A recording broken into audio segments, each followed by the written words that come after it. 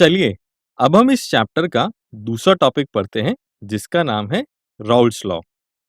इस टॉपिक में हम पढ़ेंगे vapour pressures and Raoult law के बारे में, ideal and non ideal solutions के बारे में एंड एजियोट्रोपिक मिक्सचर के बारे में। अब हम इस टॉपिक का फर्स्ट कॉन्सेप्ट वीडियो स्टार्ट करते हैं जिसका नाम है vapour pressure and Raoult's law. सबसे पहले हम वेपर प्रेशर के बारे में जानते हैं कि वेपर प्रेशर क्या होता है। यहाँ पर हमने एक क्लोज कंटेनर लिया है जिसके अंदर कुछ लिक्विड है जो धीरे धीरे इवेपोरेट हो रहा है। इस प्रोसेस को हम इवेपोरेशन भी कहते हैं। आफ्टर सम टाइम कुछ वेपर के मॉलिक्यूल्स कंडेंस होना स्टार्ट कर देते हैं एंड इस प्रोसेस को हम कंडेंसेशन कहते हैं। कुछ देर बाद हम देखते हैं कि कंटेनर में लिक्विड की क्वांटिटी कांस्टेंट हो जाती है। इस स्टेज पर rate of evaporation is equal to rate of condensation. इस स्टेज पर इवेपोरेशन एंड कंडेंसेशन में इक्विलिब्रियम सेटअप हो जाता है और इस इक्विलिब्रियम स्टेज पर वेपर का लिक्विड की सरफेस पर जो प्रेशर होता है उसे हम वेपर प्रेशर कहते हैं। चलिए अब हम पढ़ते हैं vapour pressure of a liquid liquid system.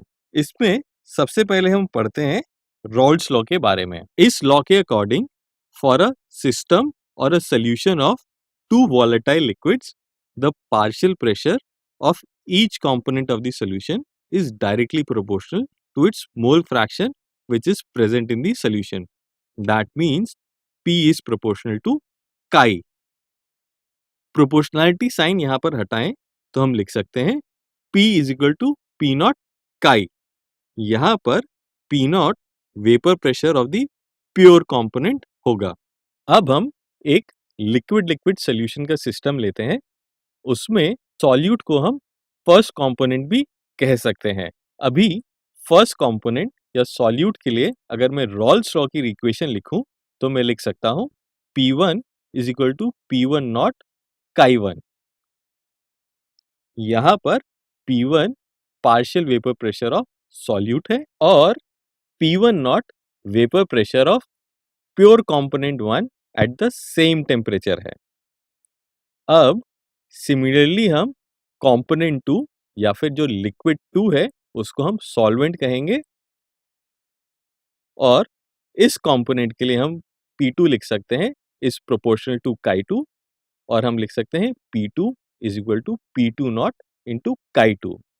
यहाँ पर P2 partial pressure of solvent है और P2 not vapour pressure of pure component that is component number 2 at the same temperature है। अब हम देखते हैं कि जब इस सॉल्यूट और सॉल्वेंट को मिक्स करेंगे तो क्या होता है। सॉल्यूट और सॉल्वेंट को मिक्स करने पे हमें सॉल्यूशन मिलेगा। अब according to Dalton's law of partial pressure अगर हम सॉल्यूशन के लिए देखें तो P total of the solution will be partial pressure of component 1 that is solute plus partial pressure of component 2 that is the solvent। तो हम लिख सकते हैं P total is equal to P1 naught into chi 1 plus P2 naught into chi 2। हमें पता है किसी भी सिस्टम में मोल फ्रैक्शंस का सम 1 के इक्वल होता है तो हम लिख सकते हैं P total is equal to P1 naught into chi 1 plus P2 naught into 1 minus chi 1। इसको रीअरेंज करेंगे तो हम लिख सकते हैं P total is equal to P2 naught plus chi 1 into P1 naught minus P2 naught। चलिए अब हम वेपर प्रेशर और मोल फ्रैक्शन के बीच का ग्राफ देखते हैं। यहाँ पर हमने अज्यूम किया है P2 naught is greater than P1 naught। इसका मतलब है जो कंपोनेंट 2 है it is more volatile than component 1। यहाँ पर x एक्सिस पर हमने मोल फ्रैक्शन लिया है एंड y एक्सिस पर वेपर प्रेशर लिया है। तो हमें कंपोनेंट 1 मींस सॉल्यूट के लिए ग्राफ स्ट्रेट लाइन मिलेगा जहां पर chi 1 इज इक्वल टू 1 होगा। यहाँ पर वेपर प्रेशर P1 नॉट के इक्वल होगा और हमें कंपोनेंट 2 मींस सॉल्वेंट के भी लिए हमें एक स्ट्रेट लाइन ग्राफ मिलेगा। जहां पर chi 2 इज इक्वल टू 1 होगा वहां पर वेपर प्रेशर P2 नॉट होगा और टोटल प्रेशर का ग्राफ भी एक स्ट्रेट लाइन होगा। यहाँ पर हम देखें तो जो पी टोटल का ग्राफ है वो हमेशा P1 एंड P2 दोनों के ग्राफ से ऊपर लाई करेगा। इसका सिंपल सा रीजन है, आप देख सकते हैं पी टोटल में P1 का भी कंट्रीब्यूशन है, P2 की वैल्यूज का भी कंट्रीब्यूशन है। दैट मीन्स ये ग्राफ हमेशा P1 एंड P2 के ग्राफ से ऊपर दिखेगा। अब हम mole fraction in vapour phase के बारे में पढ़ेंगे। हम जानते हैं कि मोल फ्रैक्शन लिक्विड और वेपर के अलग-अलग होंगे। हम जानते हैं कि किसी भी सॉल्यूशन में जो उसके कंपोनेंट्स हैं, उनका mole fraction liquid and vapour phase में अलग-अलग होगा। यदि हम Y1 and Y2 mole fraction of component 1 and 2 in vapour phase मान लें, so by using Dalton's law of partial pressure, we can write P1 is equal to Y1 into P total and P2 is equal to Y2 into P total. तो इन फॉर्मूले को use करके हम mole fraction in vapour phase निकाल सकते हैं। अब हम यहाँ पर पढ़ेंगे कि Raoult law is a special case of Henry's law.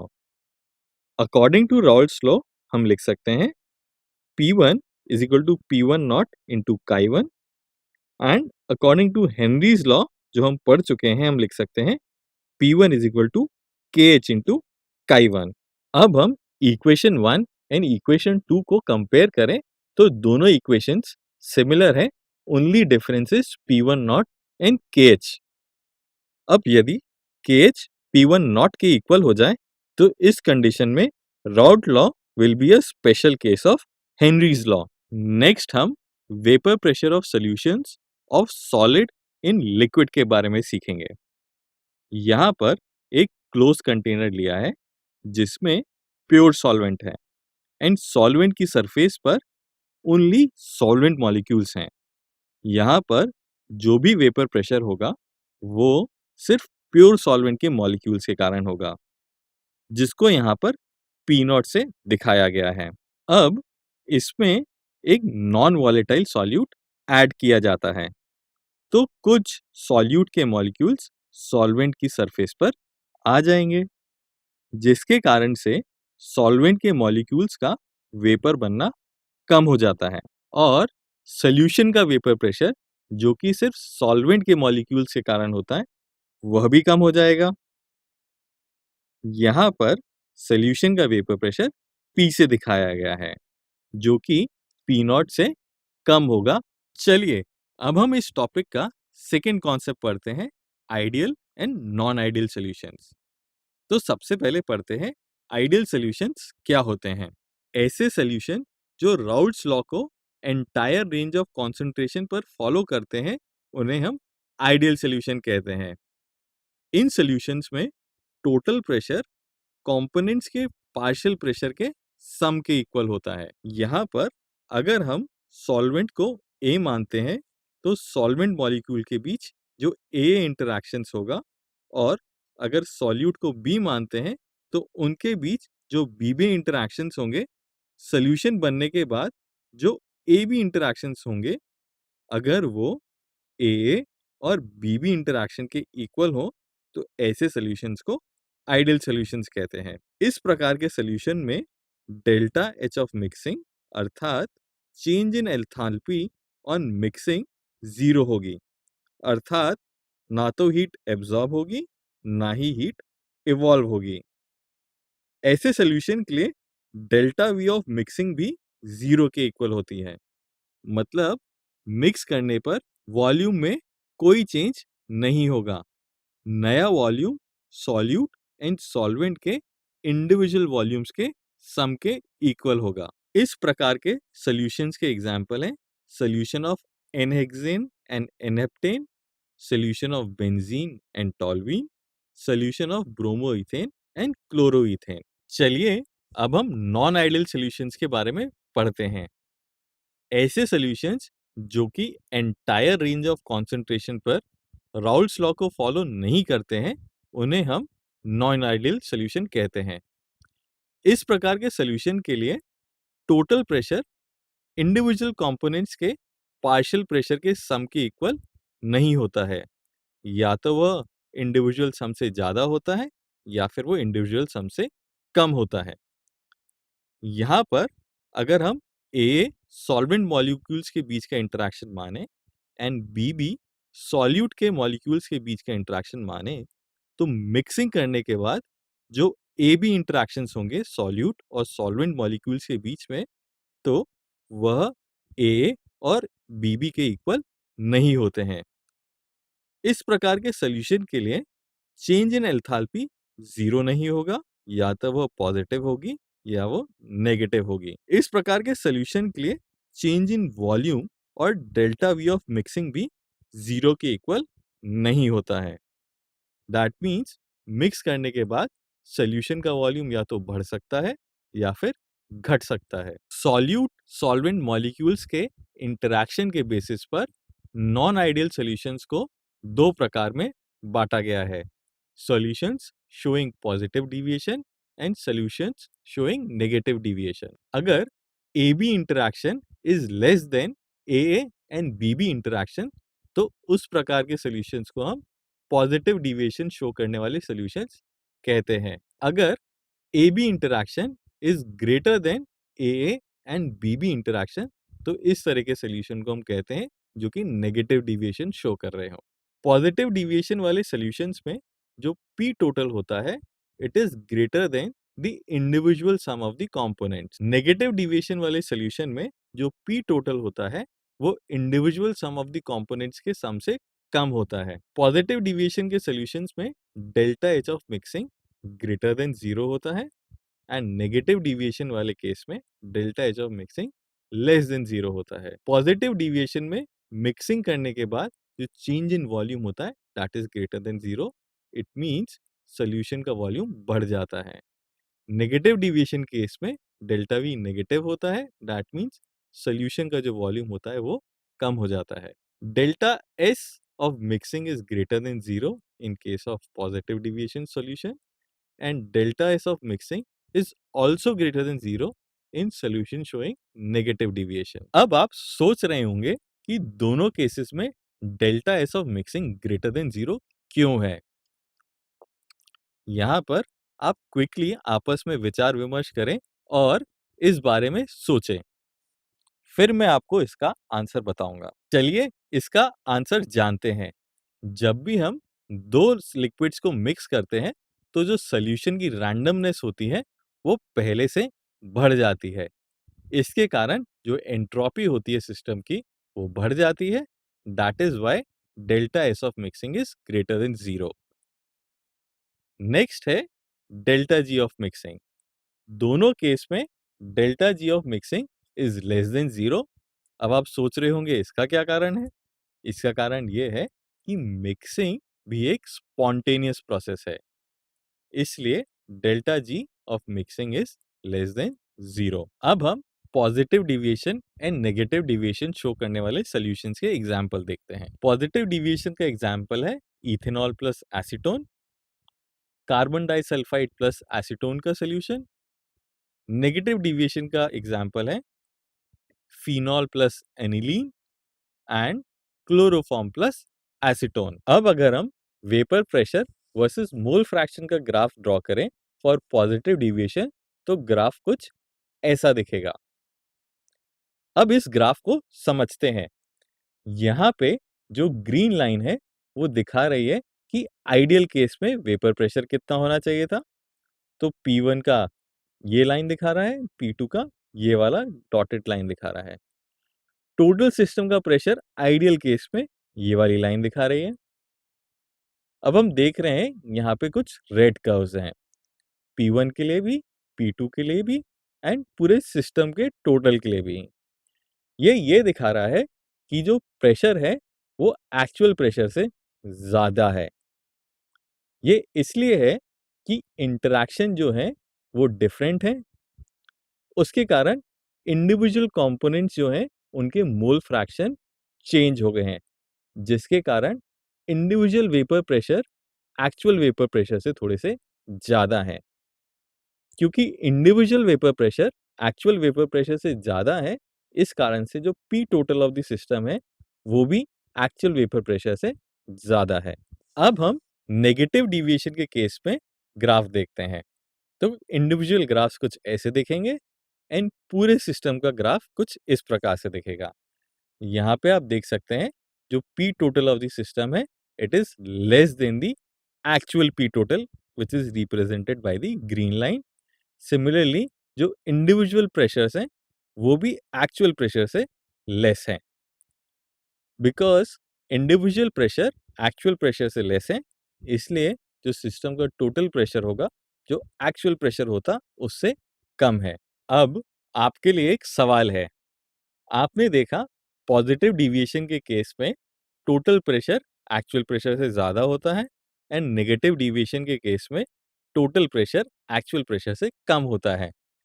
तो आप सोच सकते हैं मॉलिक्यूलर और इंटरैक्शन लेवल पे इसका क्या रीजन होगा। चलिए हम इसको समझते हैं। इसका आंसर है कि पॉजिटिव डिविएशन के केस में हमने पढ़ा था जो ए बी इंटरैक्शंस हैं it is less than A and B B interaction. That means molecules के बीच में जो इंटरैक्शन है, जो फोर्स ऑफ अट्रैक्शन है वो कम हो गया है।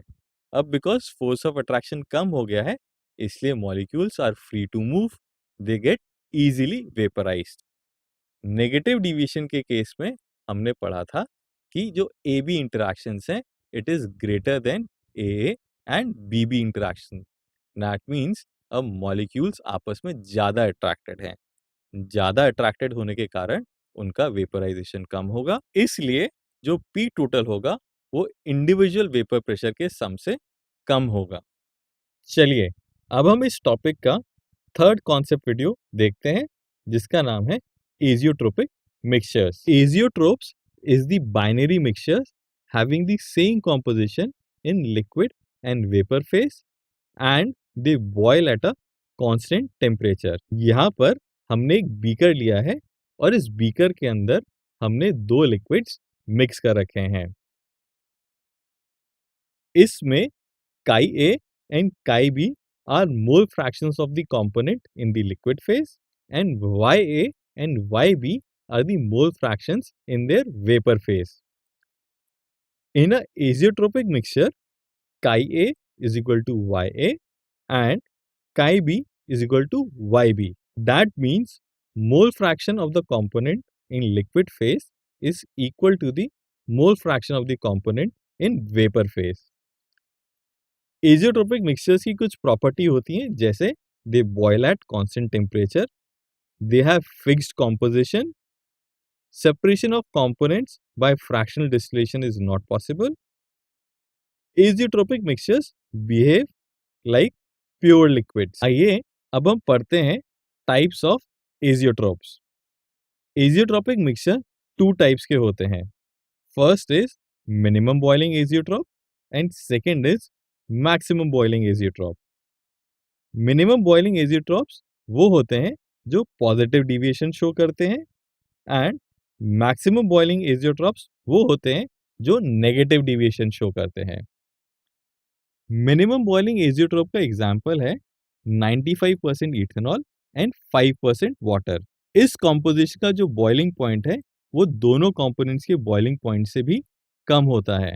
95% इथेनॉल एंड 5% वाटर का जो सोल्यूशन होता है वो 351.2 केल्विन्स पर बॉयल होता है, जो कि इथेनॉल एंड वाटर के बॉइलिंग पॉइंट से कम है।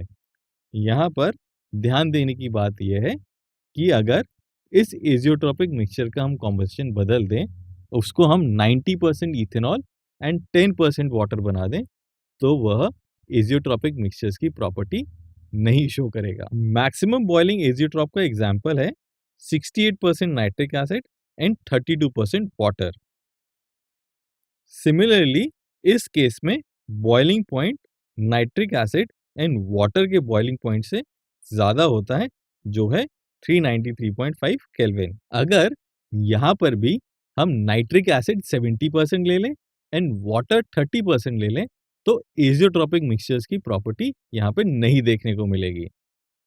हमने पीछे पढ़ा था कि azeotropic mixtures have a fixed composition, तो उसका मतलब यही था। अभी तक पढ़े हुए कॉन्सेप्ट्स की समरी कुछ इस प्रकार से है।